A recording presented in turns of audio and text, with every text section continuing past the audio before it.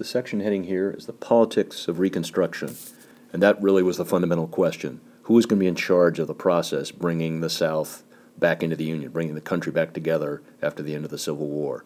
And the reality is there's a fundamental difference of attitude, of approach between the radical Republicans in the Congress and President Abraham Lincoln. Lincoln's 10% plan made it clear that he was trying to make it as easy as possible, as quick as possible, for the country to be reunified. Radical Republicans in Congress were much more interested in getting their pound of flesh, in punishing the South for their role in the Civil War. The same disparity, the same difference existed after Lincoln was assassinated between Andrew Johnson and the Congress. The biggest difference here was that Andrew Johnson was a fairly incompetent politician and leader, whereas Abraham Lincoln had been a tremendously successful one. Representative Thaddeus Stevens from Pennsylvania, declared that his goal was to change the whole fabric of Southern society. Bizarre reality, the Congress was not in session from May of 1865 until December, and so that gave Andrew Johnson sort of a head start. He, during that period when the Congress was not in session, pardoned a number of Southern leaders and brought most of the Southern states back into the country in theory.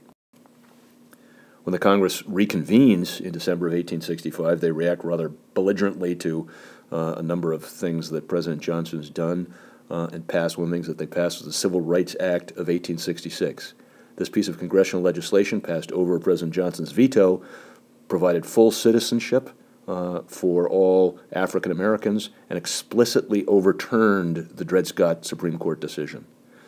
14th Amendment, pushed by the Congress and ratified later in that year in 1866, also guaranteed full citizenship, both U.S. citizenship and citizenship of individual states to anyone born there. 14th Amendment in some ways is a reiteration of the Civil Rights Act of 1866. It was pushed for and passed by the radical Republicans who understood that legislation passed by the Congress can be overturned by a later Congress.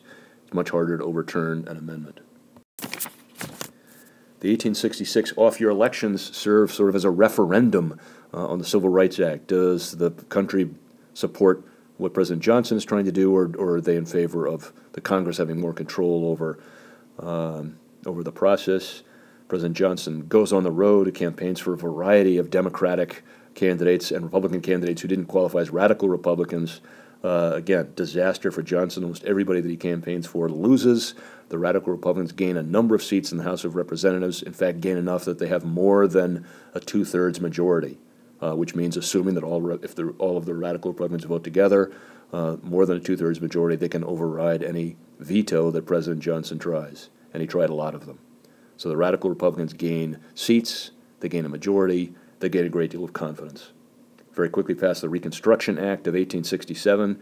As you can see in this diagram, it sets up 5 military districts in the South. Thought important, but as far as the radical Republicans were concerned, obviously tremendously provocative from the Southern point of view.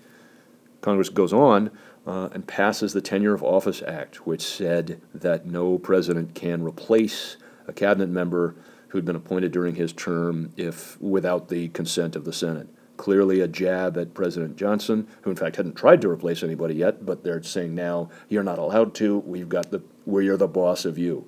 It's offensive, almost certainly unconstitutional. President Johnson violates it on purpose by firing Edwin Stanton, who was the Secretary of War, trying to replace him with Ulysses Grant. Stanton actually comes back, and he is impeached in the House of Representatives for violating the Tenure of Office Act. The House of Representatives votes fairly overwhelmingly to impeach him. As an impeachment trial in the Senate, you need a two-thirds majority of senators to have him removed from office.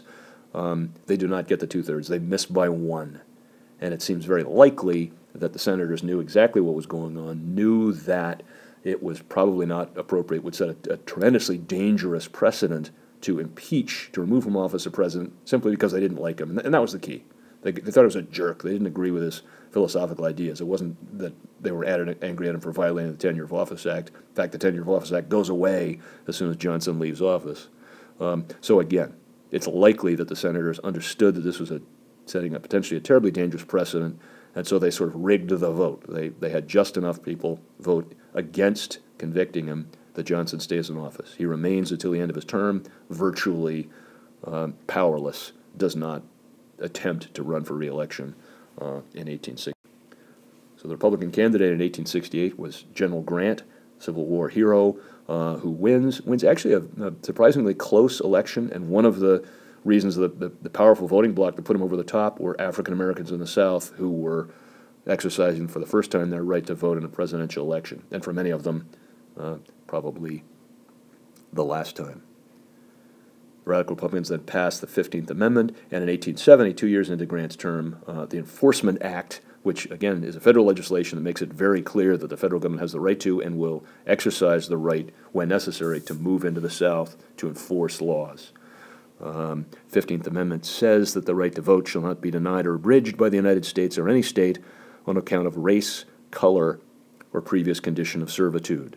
Sounds good. Some people were very frustrated. The word gender was not in there. So the 15th Amendment guarantees the right to vote to black males, not to black females, not to white females. And because it very specifically prohibited race, color, or previous condition of servitude, that left open the possibility that the South jumped on to prevent the right to vote for a variety of other reasons: poll taxes, literacy tests, grandfather clauses, things like that were designed to get at African Americans to prevent them from voting without being absolutely blatant and public about it. So the 15th Amendment, the Enforcement Act of 1860, suggests anyway that there's still continued federal support for African Americans. The reality is, at least what there is federal support for forcing the South to treat blacks fairly. The sad reality, and we will discover this as we keep going, is that these efforts did not necessarily bear fruit, and in fact the Enforcement Act of 1870 and then the KKK Act of 1871 were the last two significant pieces of legislation that the federal Congress passed, and fairly quickly after that their commitment to monitoring and really driving Southern behavior in the South stopped.